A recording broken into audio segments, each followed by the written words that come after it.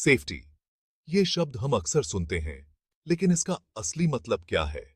असल में सेफ्टी का मतलब है जान की रक्षा करना, नुकसान को रोकना, और ये हर इंडस्ट्री में दुनिया के हर कोने में मायने रखता है। टोक्यो के फैक्ट्रीज से लेकर अमेरिका के मिडवेस्ट के फार्म्स तक सेफ्टी सबसे जरूरी है। चाहे हम सांस लेने वाली हवा की बात करें, पीने वाले पानी की, या इस्तेमाल करने वाली मशीन्स की, सेफ्टी सबसे पहली प्राथमिकता होनी चाहिए। सेफ्टी प्रोटोकॉल्स को नजरअंदाज करना, जल्दी करने के चक्कर में गलत रास्ते अपनाना और एनवायरमेंटल रेगुलेशंस की अनदेखी करना, इन सबके भयानक परिणाम हो सकते हैं। हमने ये बार बार देखा है ना? समुद्र को काला कर देने वाले तेल के फैलाव, मासूम लोगों की जान ले लेने वाले औद्योगिक दुर्घटनाएं, ये एक ऐसा चक्र है जिसे हमें तोड़ना होगा। ये एक कदम उठाने का आह्वान है हम सभी के लिए, व्यक्तियों, समुदायों और इंडस्ट्रीज के लिए, सेफ्टी और पर्यावरणीय जिम्मेदारी को अपनाने का। हमारे ग्रह का भविष्य और वास्तव में हमारा अस्तित्व इस पर निर्भर करता है।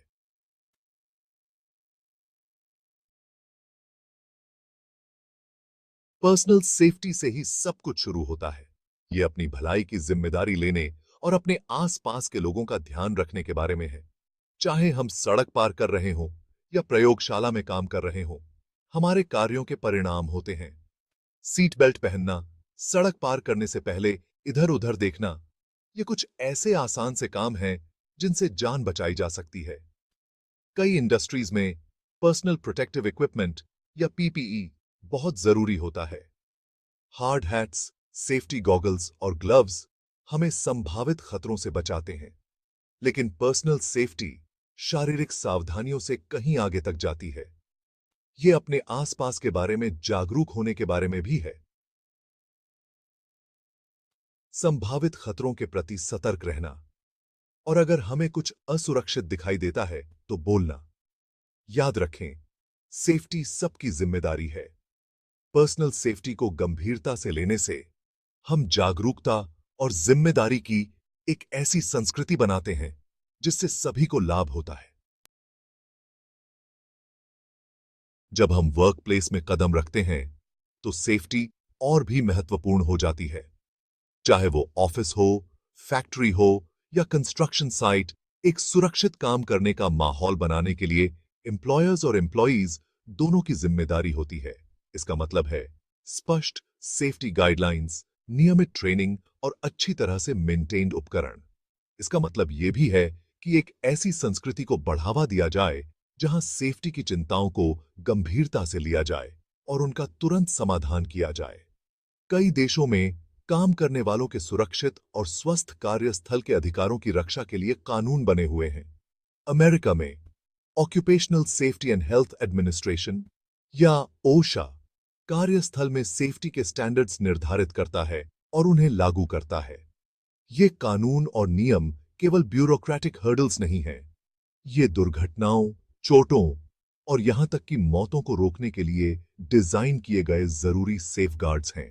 इन स्टैंडर्ड्स का पालन करके व्यवसाय अपनी सबसे मूल्यवान संपत्ति, अपने कर्मचारियों की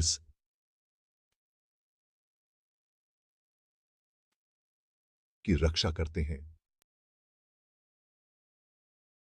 सेक्शन 4, पर्यावरण, हमारा साझा घर। आइए अब हम अपना ध्यान पर्यावरण पर केंद्रित करते हैं।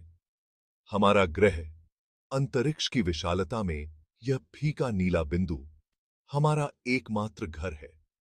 इसकी हवा, इसका पानी, जीवन का इसका जटिल जाल, ये ही वो चीजें हैं जो हमें जीवित रखती हैं। फिर भी बहुत लंबे समय से हम अपने ग्रह के साथ एक अटूट संसाधन के रूप में व्यवहार करते आ रहे हैं, अपने कचरे और प्रदूषण के लिए एक जगह के रूप में। हमारे कार्यों के परिणाम हमारे चारों ओर हैं। जलवायु परिवर्तन अब कोई दूर की कौड़ी नहीं है, यह एक वर्तमान वास्तविकता है। समुद्र का बढ़ता स्तर, अत्यधिक मौसम की घटनाएं, सामूहिक विलुप्ति, ये हमारे अनसस्टेनेबल व्यवहार के कठोर परिणाम हैं। न केवल अपने लिए बल्कि आने वाली पीढ़ियों के लिए। हमारे साथ इस ग्रह को साझा करने वाली अनगिनत प्रजातियों के लिए हमारे पर्यावरण की रक्षा करना हमारा नैतिक दायित्व है। आत्मसंतोष का समय बहुत पहले चला गया। कार्रवाई का समय अब है। सेक्शन 5 हवा और पानी जीवन के लिए अत्यावश्यक। उस हवा के बारे में सोचें जो हम सांस लेते हैं। अदृश्य, फिर भी हमारे अस्तित्व के लिए महत्वपूर्ण। औद्योगिक उत्सर्जन, वाहनों के धुएं और अन्य स्रोतों से होने वाला वायु प्रदूषण मानव स्वास्थ्य और पर्यावरण के लिए एक बड़ा खतरा है। यह हमारे शहरों को धुंध से भर देता है, सांस की समस्याओं को ट्रिगर करता है और जलवायु परिवर्तन में योगदान देता है। हमें स्वच्छ ऊर्जा स्रोतों की ओर रुख करना चाहिए, जीवाश्म ईंधन पर अपनी निर्भरता कम करनी चाहिए और स्थायी परिवहन समाधानों को अपनाना चाहिए। पानी, जीवन का अमृत, उतना ही कीमती है। फिर भी हम अपनी नदियों, झीलों और महासागरों को औद्योगिक कचरे, कृषि अपवाह और प्लास्टिक के मलबे से प्रदूषित करते हैं। यह संदूषण जलीय जीवन के लिए खतरा है, हमारे पेयजल स्रोतों को खतरे में डालता है और नाजुक पारिस्थितिक तंत्र को बाधित करता है। हमें पानी को उतना ही कीमती संसाधन मानना चाहिए जितना वह है। औद्योगिक निर्वहन पर सख्त नियम लागू करें, टिकाऊ कृषि पद्धतियों को बढ़ावा दें और अपने प्लास्टिक कचरे को कम करें। उसका पुनः